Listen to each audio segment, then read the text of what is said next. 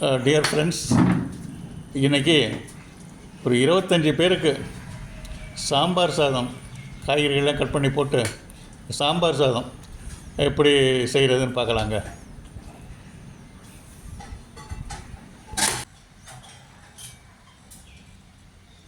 இந்த சாதத்தை அப்படியே பேக் பண்ணுங்க, எடுத்துகிட்டு போய் அன்னதானம் பண்ணுங்க. இந்த முதல்ல இங்கே துவரம்பருப்பு 2.5 டம்ளர் எடுத்து தண்ணியில் ஊற வச்சிடலாங்க. இதை ஒரு மிக்ஸி ஜாரில் போட்டுங்க நல்லா அரைச்சி வச்சுக்கலாம், மையாக அரைச்சி வச்சுக்கலாம். எடுத்து தனியாக வச்சுக்கலாங்க. இதை இப்போ அடுத்தது காய்கறிகள் கட் பண்ணி வச்சுக்கலாங்க. நம்மகிட்ட என்னென்ன காய்கறிகள் இருக்கோ, கத்திரிக்காய், பீன்ஸு, கேரட்டு, சவ் என்ன இருக்கோ அதெல்லாம் ஒரு 3/4 கிலோ இல்லை 1 கிலோ அளவுக்கு கட் பண்ணி வச்சுக்கலாங்க. பெரிய வெங்காயம் ஒரு 1.5 கிலோ அளவுக்கு கட் பண்ணி வச்சுக்கலாங்க. மிக்சியில் போட்டு அரைச்ச தக்காளி ஒரு 3 டம்ளர் எடுத்துக்கலாங்க.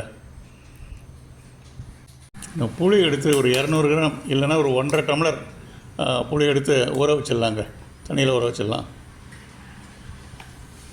மல்லித்தழை ஒரு அரை கட்டு வாங்கி கட் பண்ணி வச்சுக்கலாங்க. இப்போ பொன்னி பச்சரிசிங்க ஒரு 1.5 கிலோ எடுத்துக்கலாங்க. கிட்டத்தட்ட ஒரு 9 டம்ளர் வரும்.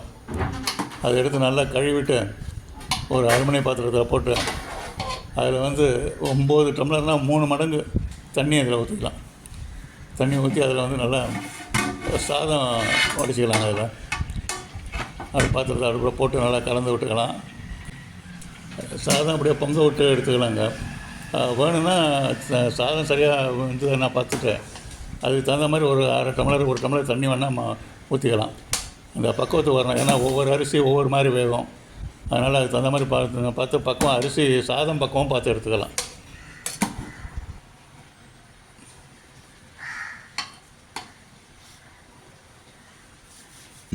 இப்போது சாம்பார் செய்ய ஆரம்பிக்கலாங்க. இன்னொரு அலுமினிய பாத்திரத்தை எடுத்து அடுப்பில் போட்டு ஒரு 1 டம்ளர் எண்ணெய் ஊற்றிக்கலாங்க. எண்ணெய் நல்லா காஞ்சதும் ஒரு 1/2 டம்ளர் கடுகு எடுத்து அதை போட்டு தாளிச்சிக்கலாங்க. கடுகெல்லாம் வெடித்து தாளித்ததும் இன்னொரு 1/2 டம்ளர் அதில் உளுத்தம்பருப்பு, முழு பருப்போ இல்லை பாதி பருப்போ போட்டுக்கலாங்க. அதையும் நல்லா தாளிச்சிக்கலாங்க.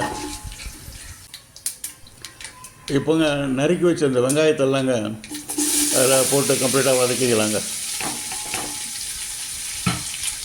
எல்லாம் கம்ப்ளீட்டாக வதக்கிக்கலாம்.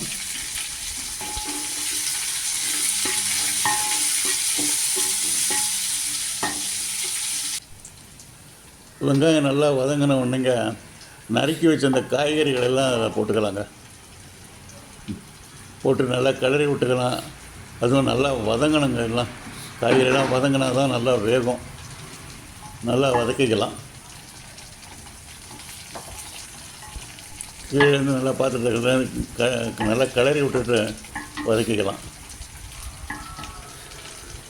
ஒரு 5 நிமிஷம் நல்லா வதக்கி விட்டு வேக வச்சுக்கலாங்க. அதை ஒரு 2 நிமிஷம் மூடி போட்டு கூட மூடி வச்சு அது கொஞ்சம் கூட நல்லா வேகட்டுங்க. வேகட்ட அப்புறம் எடுத்துக்கலாம். காய்கறியெல்லாம் நல்லா வெந்த உடனேங்க நம்ம மிக்சியில் துவரம்பருப்பு போட்டு அரைச்சி வச்சதை அதையும் அதில் போட்டு சேர்த்துக்கலாங்க. அதில் அப்படியே போட்டு கிளறி விட்டுக்கலாம். அடுத்து நம்ம ஊற வச்ச அந்த புளி கரைசல், புளியெல்லாம் நல்லா கம்ப்ளீட்டாக வடிகட்டிட்டு அந்த கரைசல் தனியாக அப்படியே அதில் ஊற்றிக்கலாம். இதுலங்க நம்ம ஏற்கனவே எடுத்து வச்சுருந்த தக்காளி பியூரி அதையும் அதில் சேர்த்துக்கலாங்க.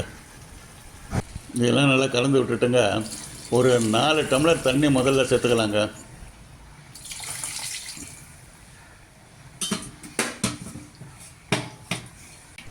இன்னும் நம்ம பொருட்கள்லாம் என்ன சேர்க்க வேண்டியிருக்குதுங்க.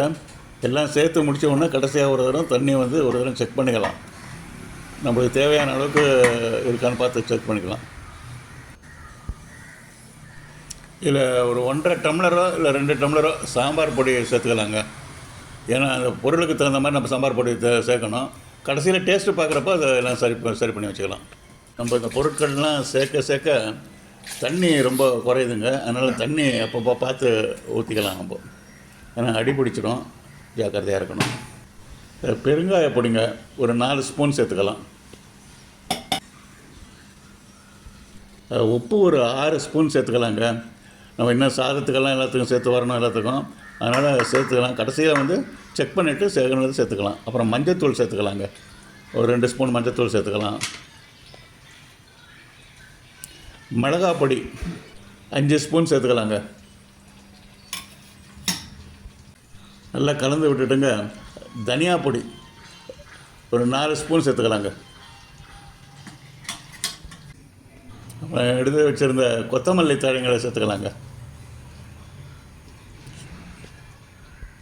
இப்போ மூடியை போட்டுட்டுங்க 7-8 நிமிஷம் நல்லா கொதிக்க விடலாங்க. அப்பப்போ பார்த்து கலந்து விட்டுட்டு நல்லா கொதிக்க விட்டுக்கலாம், மூடி வச்சிடலாம் நல்லா.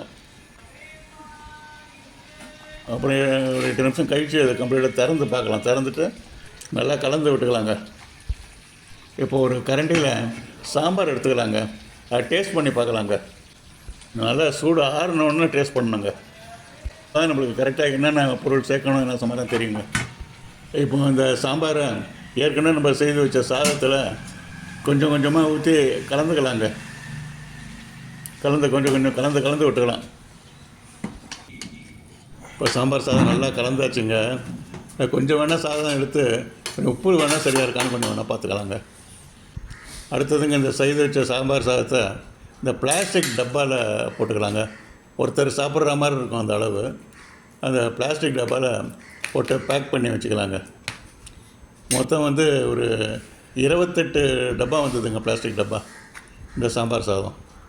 அதை அப்படியே பேக் பண்ணி எடுத்து வச்சுக்கிட்டு வண்டியில் எடுத்துகிட்டு போய் ஜனங்களுக்கு கொடுத்துடலாங்க. அதை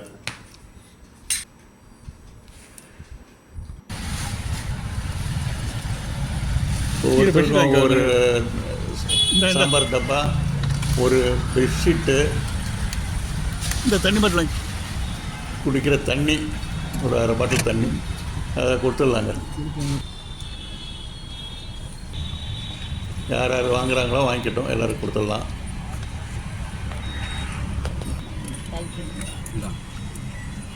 அவ்வளோதானே. இது வந்து நம்ம ஒரு ஆத்ம திருப்திக்காக பண்ணுறதுங்க இது.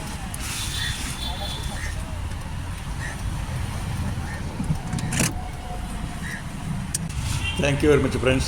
Thank you very much for watching. Thank you. Yeah.